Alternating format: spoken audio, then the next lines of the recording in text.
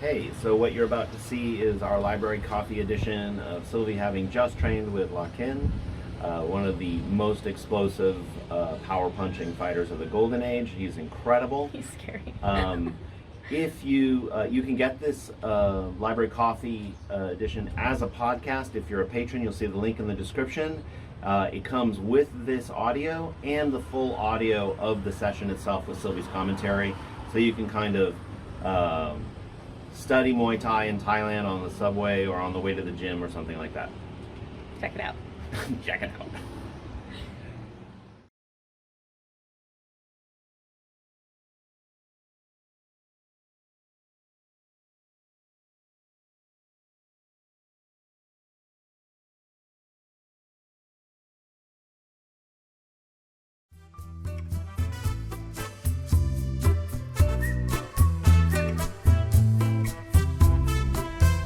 We're rolling. Rolling.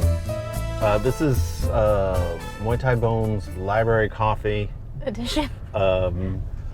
Rolling in the Car edition. Coffee. So normally what we do is right after Sylvie films with a legend, somebody awesome for the library, we give it like a fresh take discussion, drawing out bigger ideas that are in the session. So even if you don't watch the session, which is available for our patrons, you can get interesting principles about fighting from our discussion. Like Hot off the presses first impressions. Exactly. Now what we wanted to do with Library Coffee was go to a cafe right after, and we've had some kind of like logistical problems with that. One is cafes can be really loud. Yeah. In Thailand, blasting music. Which is going to be Christmas music really soon. Probably Christmas music, which is fine. But in this case, we're like, we got to get back to Pattaya. We drove down to Bangkok. And so we just trained with Lakhin Wasantasit. Lakhin, who was one of the most devastating punchers in the history of Muay Thai. Thais have no hands, right? Thais have no hands. And what was really cool about this session was this is the first time somebody loved a legend themselves that then brought the legend to us, because their gym is in the South. And I've never been to the South. Sylvie doesn't go to the South. So they're like, if we bring him to Bangkok, will you film with him? And I was like, I would fucking love to film with Lakhin. That's incredible. Yes, please. So this was a really awesome special session. Just that. And then you, kind of like looking at archive fight footage, always kind of loved him.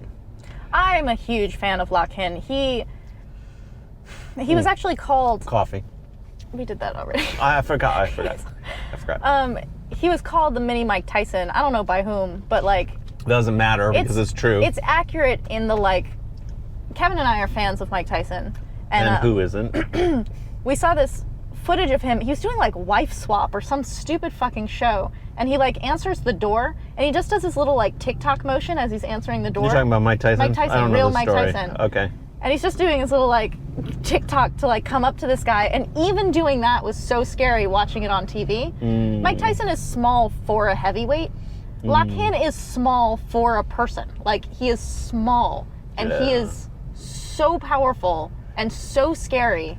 And you can see this in his old fight footage. Is that why you loved him? Why did you love him from the old fights? Maybe we can link a couple fights that you liked him in. In his old fights, I'm familiar with the people that he's fighting, and I'm like, they don't look comfortable. Like, a lot of the people who he's fighting, they're like really like solid, confident fighters. So training with him in this, he kept talking about confidence, and I was like, I would not have picked that word looking at him in those fights, but it completely is the essence of like, his name actually means cornerstone, and that's what he looks like in the ring, is he just looks like you can't move him. He's like an anchor.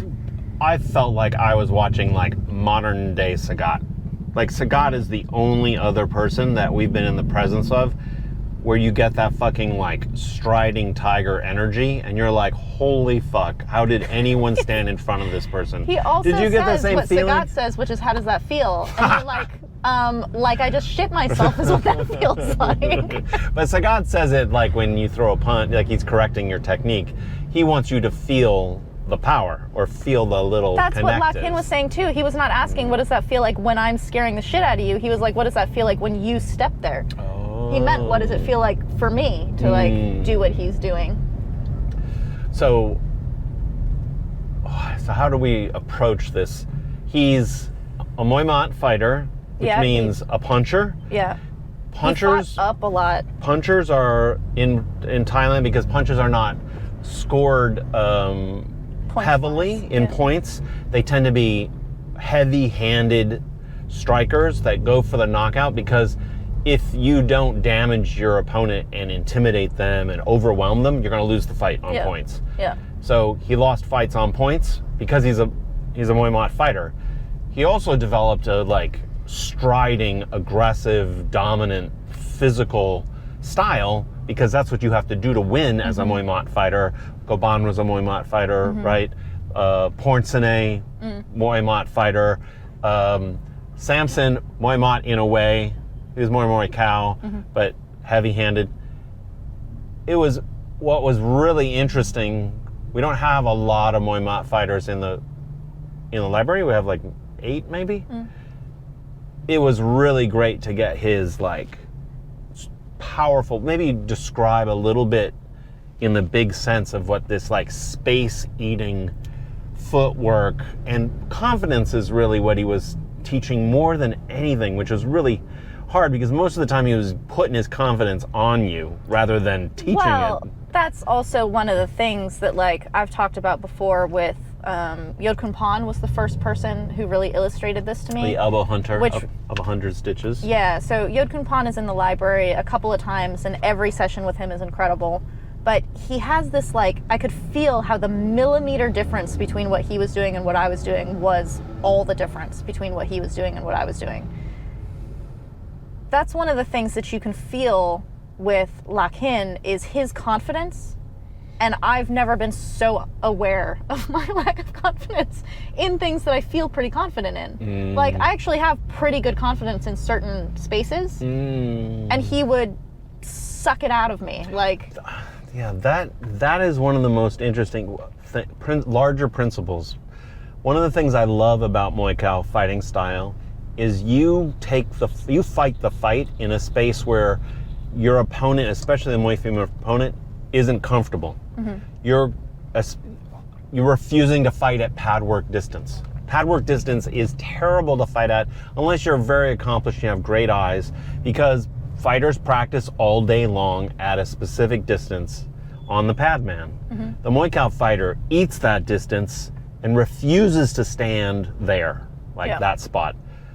He takes it another step, literally another step forward, where he like steps in the hole, this hole with his left foot, this boxer step between the two legs, and leans in, and with his shoulder, he leads with his shoulder, and he is fighting inside a shoebox inside of a phone booth.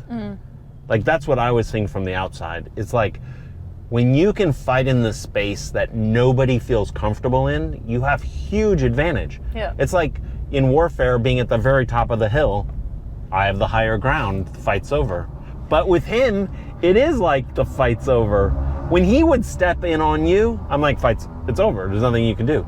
He wouldn't even throw a strike. You just stop breathing. Like, you just hold your breath. Yeah.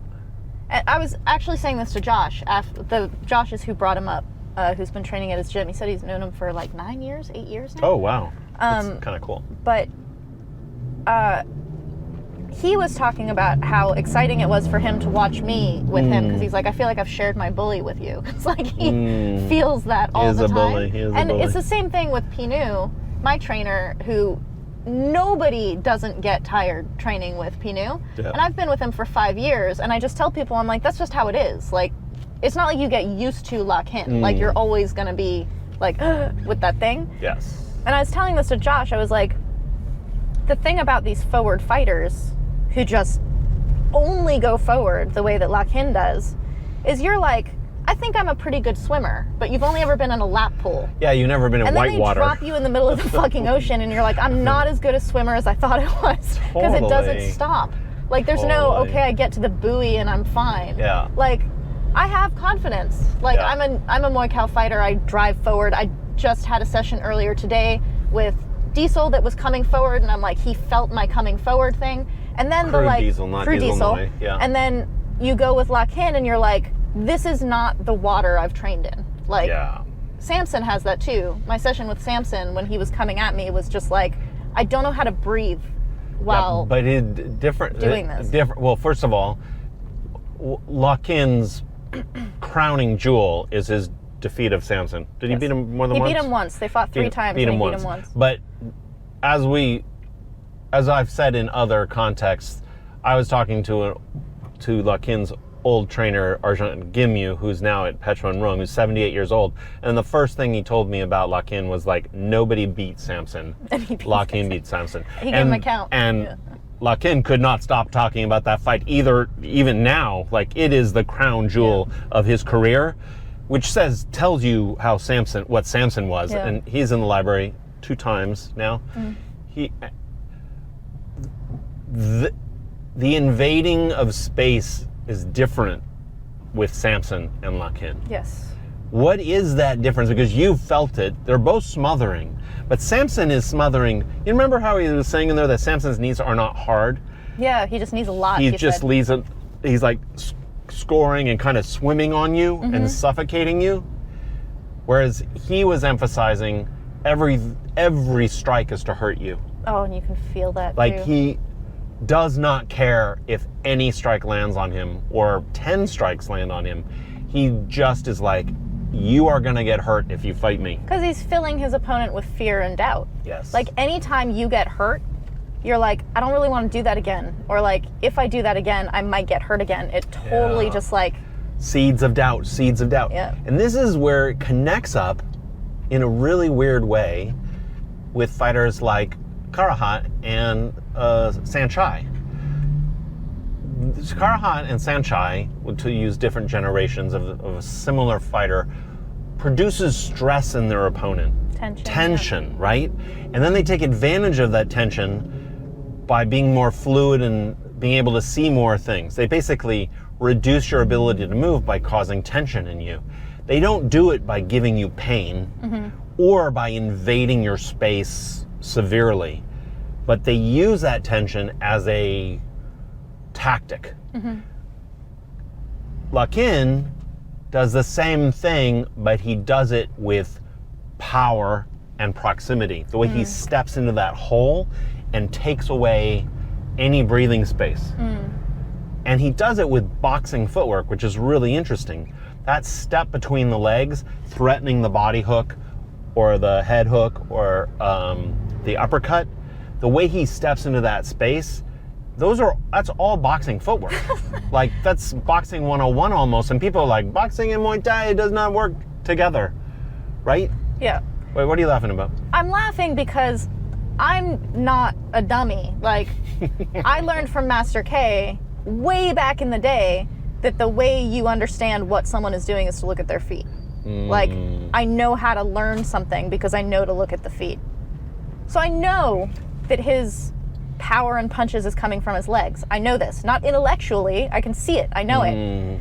You're like, his step between the legs was this amazing thing. To me, there's a moment, and if you watch the library session, you'll hear me say it. He punches, and then he takes another step and punches again because you're like trying to get away from him or staggering back from the first punch. And I'm like, he didn't take a step. And you're like, he took a fucking huge step. A huge step. I didn't even see it, and I know to look. Like, of course he took a step, but it's like he like bamfed through me. The way he takes that stride is almost like a water skip. But there's no gear shift. Like, he's just continuing forward. It's like he's on skates or something. Like, it's not step. It's like... I guess that's another dimension of what he was teaching or talking about, was the bounce out, which you've trained hardcore everybody trains the bounce out. Yes. Because not intentionally. You train it, unconsciously. You train it on the bag. You do your 1-2 combination, 1-3, 4, jump out, jump back in, jump out, jump back in. You do it on pads. You hit the pads, hit the combination, then you step back. It's so habitual for his kind of style, and also probably Muay Thai in general. It's a terrible habit because it breaks the spell. Yeah.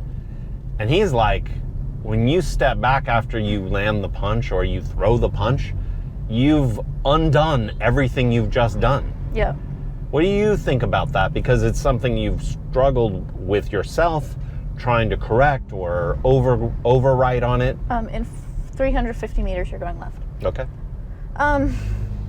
What I think about that is that tons of people wind up their punches without like realizing that they do it. And you're like, I'm not winding up because you used to do it worse.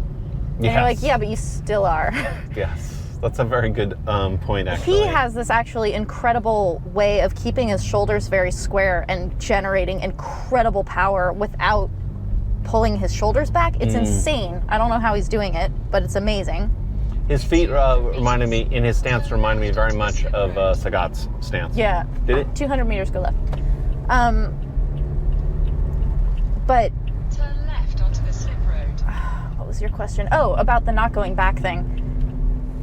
It's that question of degree thing where you're like, well, I'm not going back because I used to go back more or something. Or like, I'm just putting my weight on my back foot, and he's like, that's going back. Like, he doesn't even put his weight on his back foot. Yes. Like, he is just driving forward. He's like a shark that like can't go backwards. And he has a weird racer back foot where he's like always in the starting block. Yeah, he says and this one's the spring. And he's ready to like push off from that back foot. But he showed me how all the power comes from that. Like, he pushed me, and he's like, this is how you get Hulk clap power pushing versus the like shove. Hulk clap power. Jesus. But so the tendency to go back, because it's unconscious, you don't even realize that the reason you're doing it is because of lack of confidence, or because of needing to breathe, or because of whatever these other things. You don't think it's pattern building? It is, but you're doing it to take space, to breathe, to whatever. And he's like, if you have confidence, why would you ever have to take a step back? Do you think he means something more than confidence? Like, that's a blanket term that covers a lot of different things? We're going through a toll here.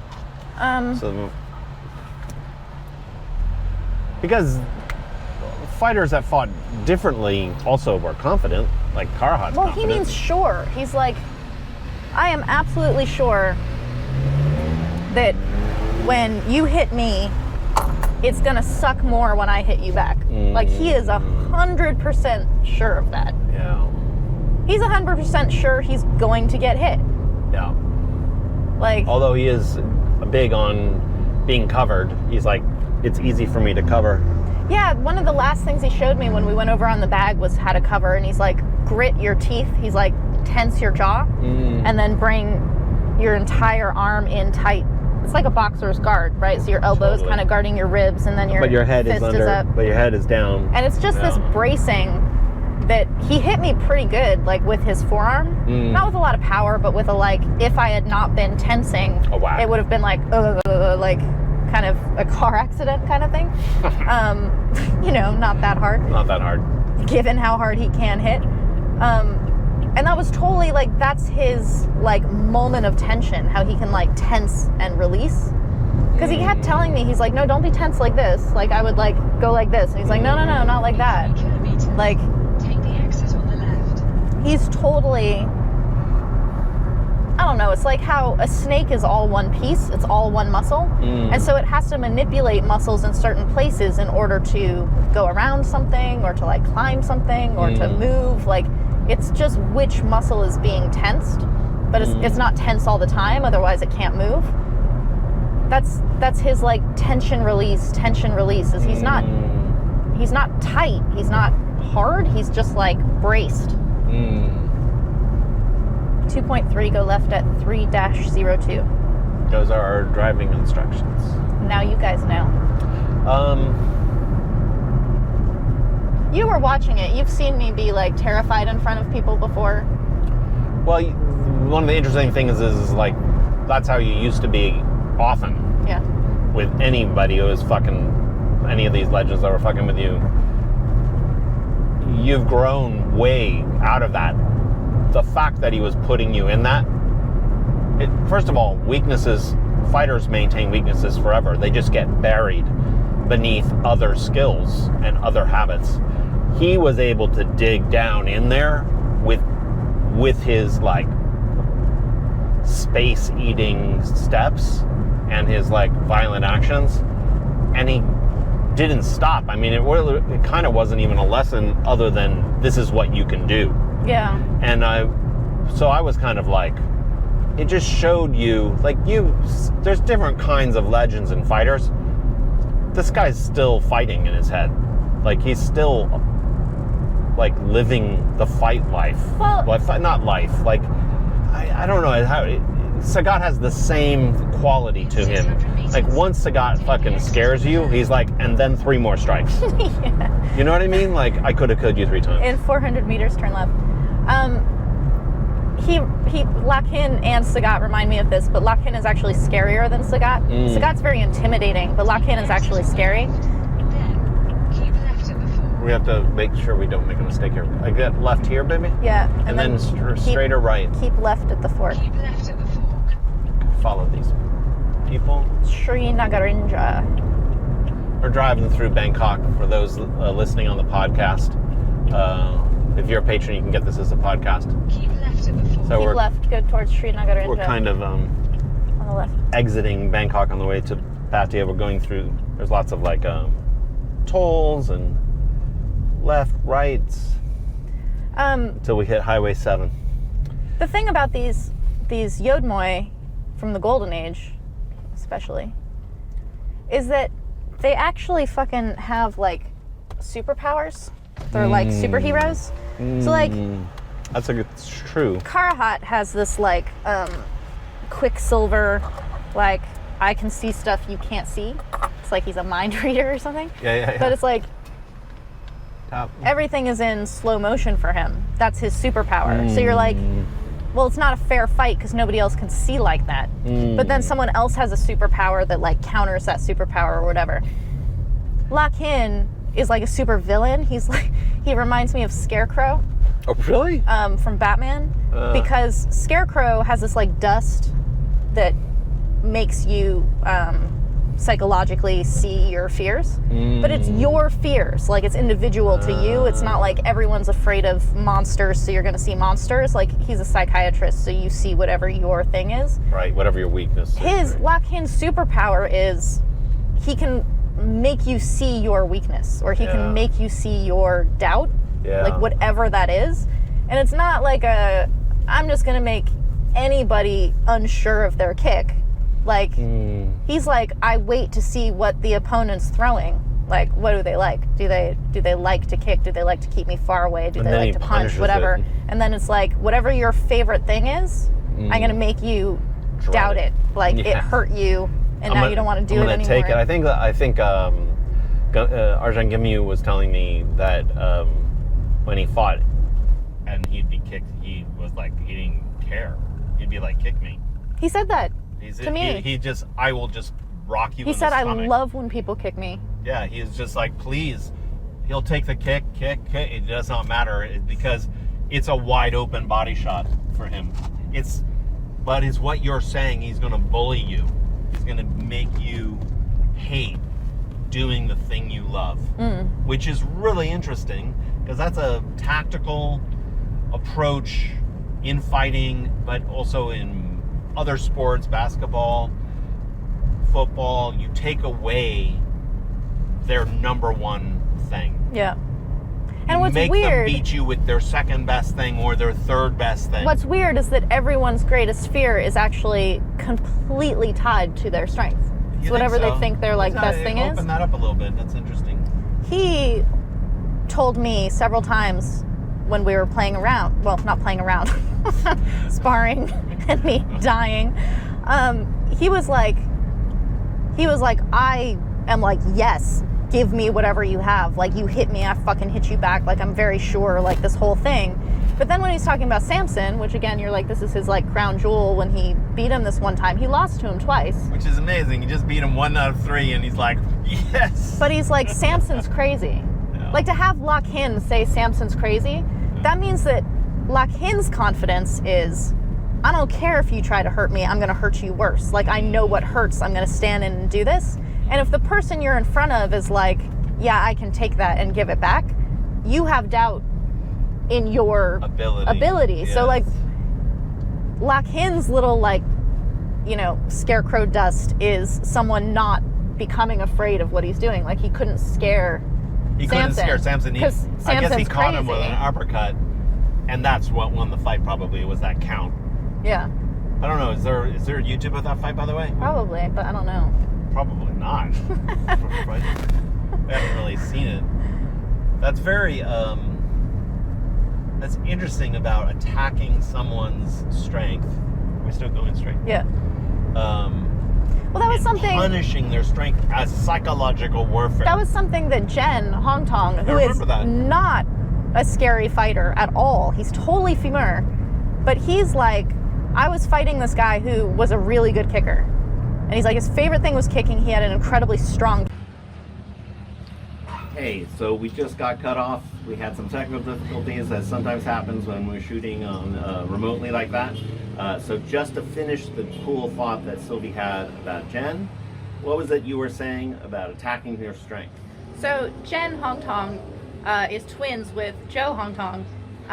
Joe is Muay Khao, Jen is femur. So you would not really expect from Jen to have this kind of like, I am going to drive through and steal your confidence kind of thing. But he was talking about how he was facing an opponent who was a very strong kicker and had a lot of confidence in his kick.